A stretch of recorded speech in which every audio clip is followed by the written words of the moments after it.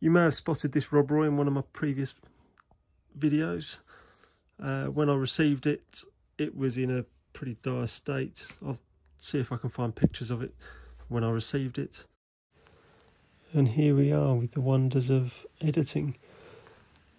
She was in a pretty worn state when I first got her.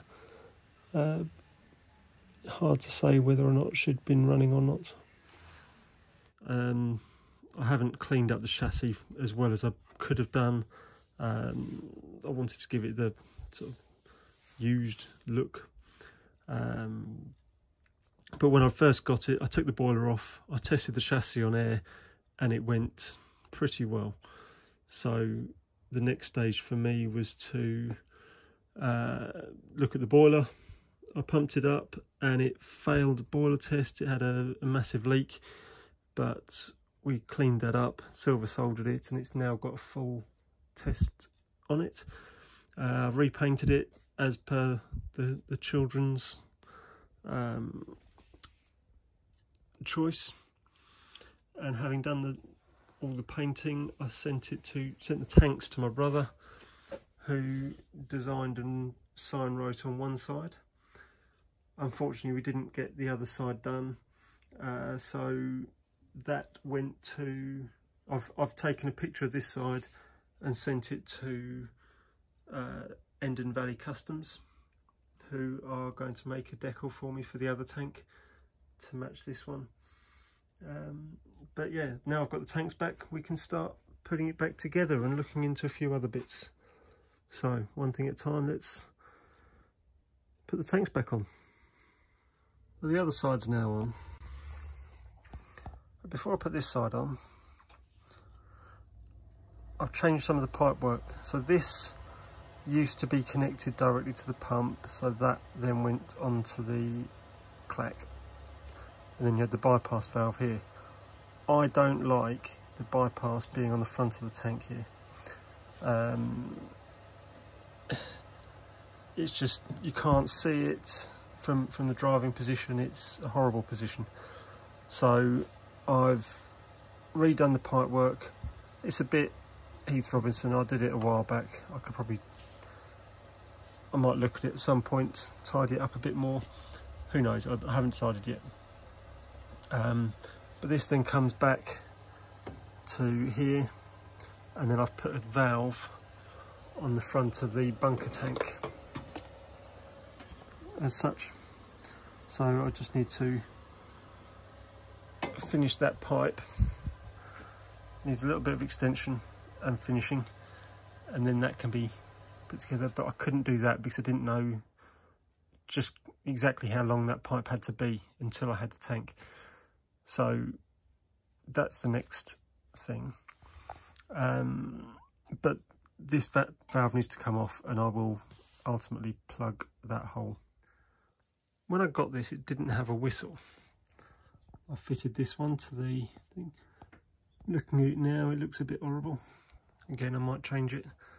But the whistle valve, the actuator handle is pushing against the front plate.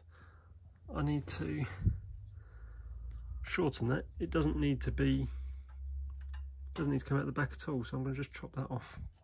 And then the cab will sit properly so that I can try the bunker tank. So that's the tanks screwed in place temporarily so that I can finish that piece of pipe to line it up with the valve there. I hadn't intended to do any of this, but it's been requested by some people. So I've got my pipe.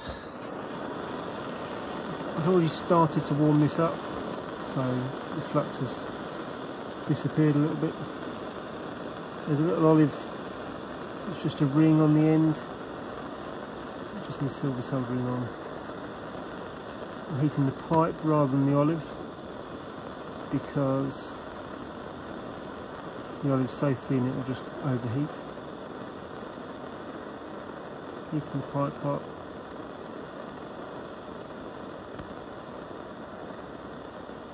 Use the conducting conducting heat to get the pipe hot enough to melt the solder. Then just give it an extra little bit of heat just to make sure it runs right round. There we go. That should now be soldered. Looks pretty consistent all round. Although what I will do now, get my bigger torch.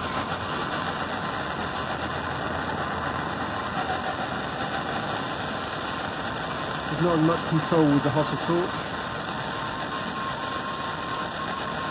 but it does get it hot quick. I'm just running down the pipe a little bit further to anneal it, ready to bend to shape in the cab of the engine.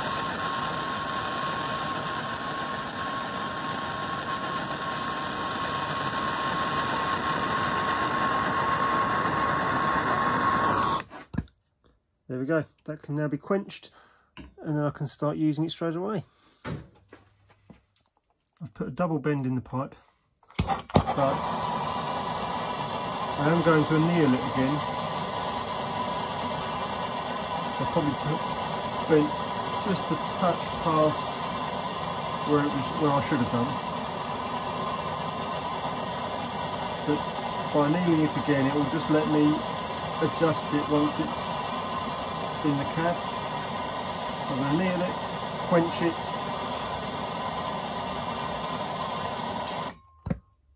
and then I can put it in the, cut it to length, adjust it to suit, and then take the pipe off the cab and pipe back off the engine, solder this to that, and then plumb it all up. Well, that's the theory. Okay, so having bent it to shape, I've put it onto the valve. I've tried to scratch a line across the top. I'll have another go at that in a sec. And then I will take both pipes off, maybe scratch a line on top on both to give me an idea of orientation, and cut them to length, make a joining piece and solder them together. Then it can be fitted for good. I might need to take the cab off and the tank off to do so, but that's fine. Ordinarily I would turn up a piece of brass to join these two pieces together, drill a hole right through, but see behind me there's some coils of copper pipe, and if you go up a size, it's a nice fit over the outside. What I am going to do though is just crimp it ever so slightly, just so it grips it a bit better and doesn't slide while I'm doing stuff. That will just sit there nicely now, and I'll do the same with the other half, and then we'll solder it together. Okay, so that pipe's now fitted, the door shut. There's some rubber hose connecting the bunker tank to the side tanks.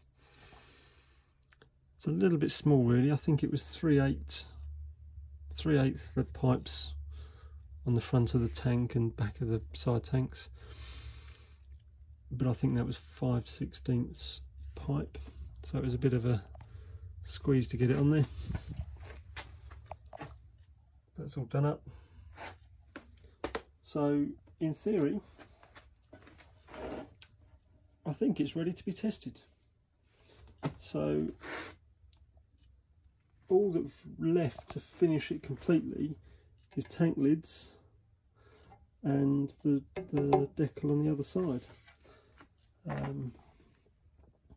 might think about a number for it as well. Try and do it in the same sort of style.